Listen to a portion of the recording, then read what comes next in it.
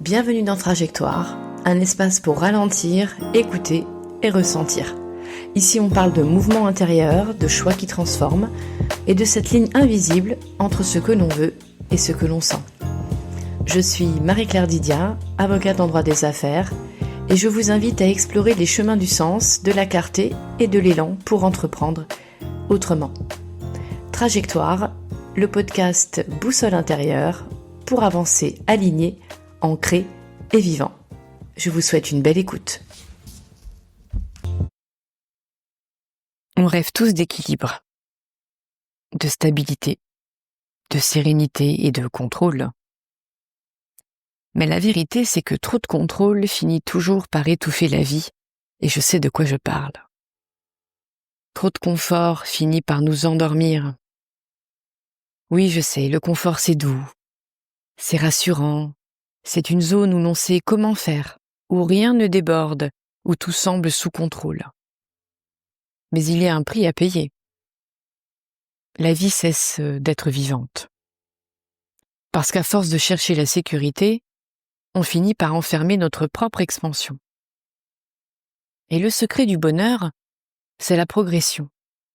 Ce n'est pas le confort qui nous rend heureux, c'est le mouvement, c'est sentir qu'on grandit, qu'on avance, qu'on devient plus grand que nos peurs.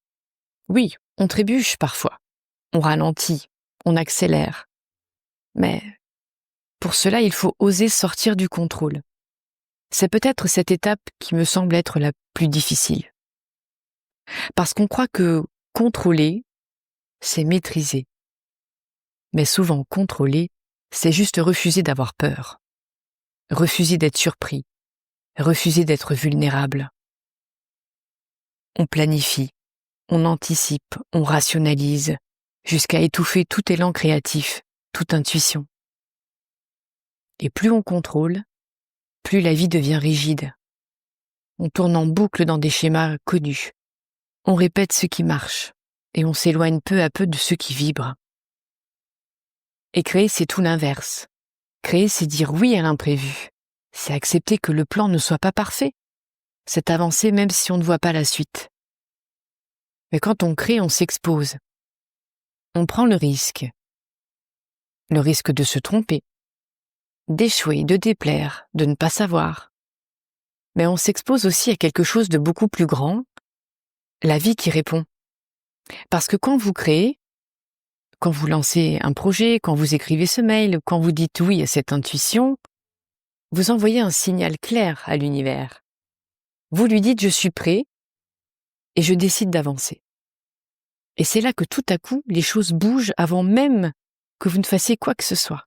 Cette prise de décision, cet engagement intérieur va susciter des rencontres, des opportunités. Parce que votre énergie va devenir comme magnétique. Le prix du confort, c'est l'immobilisme. Le prix du contrôle, c'est la peur de perdre. Mais la récompense du risque, c'est la création. Et il n'y a rien de plus vivant que ça. Alors posez-vous la question. Qu'est-ce que je garde dans ma vie juste parce que c'est confortable ? Qu'est-ce que je rêve de faire mais que je n'ose pas faire par peur ? Qu'est-ce que je contrôle encore parce que j'ai peur de laisser faire ou laisser dire ?